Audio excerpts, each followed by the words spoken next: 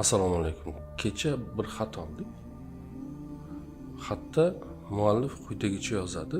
Men taxminan aytaman, hozir xat yonimda emas.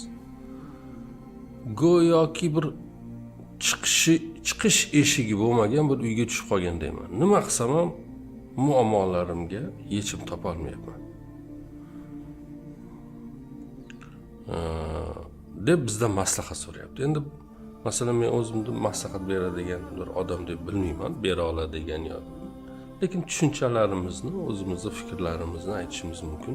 Bu hech qachon bir maslahat o'rnida o'tmaydi, ammo o'sha vaziyatga nisbatan bir fikr o'laroq qabul qilinsa xursand bo'lamiz. Bir mana shu mavzuda, ya'ni bir hikoya bor. Shunga o'xshab ketadi bu hikoyadagi vaziyat ham. Biri hayotidagi voqeliklardan, yashash tarzidan, muammolaridan nima qilib ustozning oldiga kelibdi, nolib. O'zini ahvolidan, hayotidagi holidan nolib ustozning oldiga kelibdi. Go'yoki u aytibdi, go'yoki bir botqoqqa botganman-da. Qancha harakat qilganim sari u botqoqdan chiqib, botqoqni bilasiz?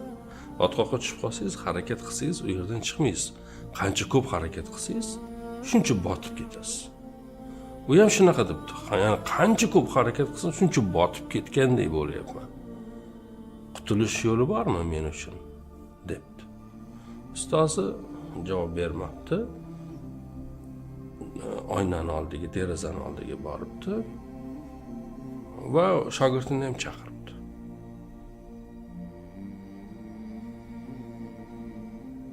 Tinimsiz harakat qilib, bor kuchi bilan harakat qilib, tashqariga chiqishga intilayotgan bir kapalakni ko'rsatibdi. Kapalak uchadi, borib oynaga uriladi, qaytib tushadi, yana uchadi, yana oynaga uriladi, yana qaytib tushadi. Ya'ni hech bir shaklda chiqa olmaydi. Keyin boyagi ustozi oynani bir qismini ochadi tepada. Lekin baribir kapalak urilishda davom etaveradi. Chiqib ketadigan o'sha ochilgan qismni topa olmaydi. Ustoz so'raydi, nima tushunding bu holatdan, hozir ko'rganing bu voqeada nima tushunding? Kapalakni bu ahvoldan nimani tushunding? Shogird aytibdi, muammosi bor, qamalib qolgan, chiqib keta olmayapti. To'g'ri, chiqib keta olmayapti, lekin biz chiqadigan joy ochdik-ku. Nega baribir o'sha yerdan uchib chiqib ketib qolmayapti? Shogird jim bo'ldi. Yani javob topa olmay qolibdi. O'shanda ustoz aytgan ekanki, agar kapalak bu derazani oldidan uzoqroqqa ketganda edi va qaytib qaraganda edi bu derazaga, yuqorisi ochiqligini ko'rardi. U derazadan uzoq ketmayotgani uchun tinimsiz o'zini oynaga uryapti. Go'yo oyna go'yo yo'qday. Chunki oynaning orqasida nima? Go'zal tabiat ko'rinib turibdi. Lekin u tabiatga chiqish ishtiyoqi u qadar ko'pki, orqaga qarab uchishni istamaydi. Biz ham shunaqamiz. Muammolar va muammodan tashqari bo'lgan bir holatda ikkita holat bor biz uchun. Biz va bizni muammosi bo'lmagan bir hayotimiz bor.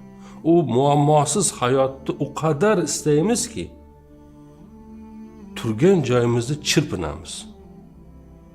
Bu hayotdan tark etib, uchib chiqib, u muammosiz bizni ko'zimizdagi issiq ranglarga, nurli bir ranglarga, rangin bir hayotga chiqish uchun butun kuchimizni sarflaymiz, lekin hech o'ylab aqlimizga kelmaydi. Biroz orqaga ketaydi. Hayotimga boshqa bir nigoh bilan qaraydi. Balki bu meni nazdimdagi chirkin hayotdan chiqish yo'lini ko'rarman, deydi. Xuddi agar kapalak oynadan uzoqqa ketib, derazadan uzoqqa ketib qaraganda yuqorida ochilgan qismni ko'rarmidi? O'sha yerdan uchib chiqishi mumkinmidi? Nega ko'rmadi? Chunki bir ikki qadam orqaga tashlashni istamadi.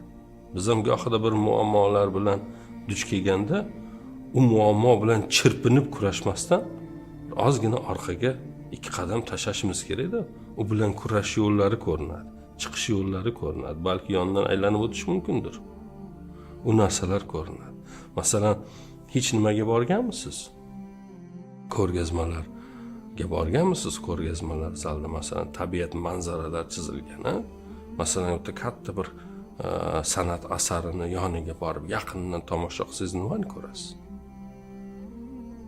U yerdagi qismlarda aniq ko'rasiz, to'g'rimi? Rassom qanaqa ranglar, qanaqa kistlar ishlatgan, mastinda ishlaganmi, kistda ishlaganmi, qo'li bilan ishlaganmi, nimani ko'rasiz, sezasiz.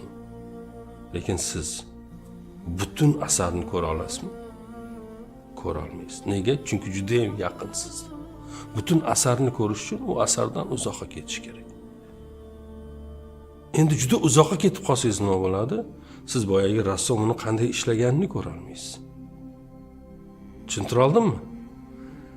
Ikkalasini ham ko'rish uchun nima qilish kerak bo'ladi? O'rtasini topish kerak bo'ladi.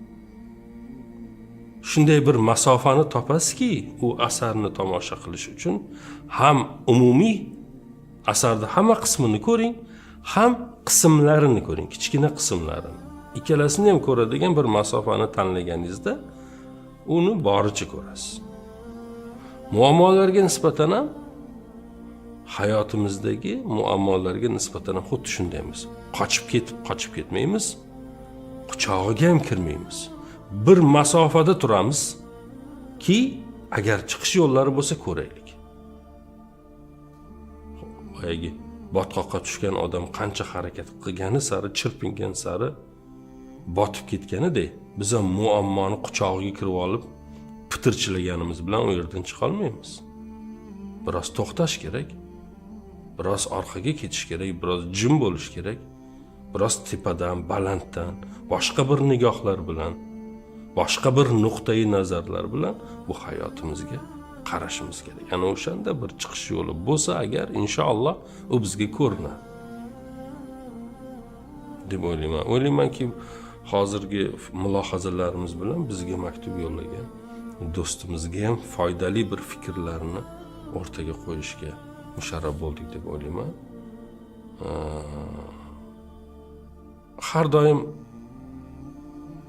to'xtashni bilishimiz kerak. Varray oldindan bir aytdik, varray bor-ku, shamol qiladigan. O'shani qanotlari bor-ku. Har xil rangga bo'yab qo'yilgan deb tasavvur qiling va siz uni ishlatdingiz. Tez aylanyapti. Eng teziga qo'ydingiz, aylanyapti. Siz u yerdagi birorta rangni ajrata olasizmi? Nega ajrata olmaysiz? Chunki tezligi katta. Ajratish uchun nima qilish kerak? To'xtash kerak. Bu hayotning ranglarini aniq ko'rish uchun, aniq tushunish uchun biz ham gohida to'xtashimiz kerak. To'xtab, boshqa bir nigoh bilan, boshqacha bir mulohazalar bilan hayotimizga qarashga urinib ko'rishimiz kerak. O'shanda balki yana aytamiz, chiqish yo'llari bo'lsa, inshaalloh albatta bordir unday yo'llar. Albatta uni topamiz, ko'ramiz. Uni ko'rish uchun ham nima qilishimiz kerak? Uzoqroq ketishimiz kerak va to'xtashimiz kerak. Bildingizmi? Mana shunaqa. Rahmat e'tiboringlar uchun. Sog' bo'ling.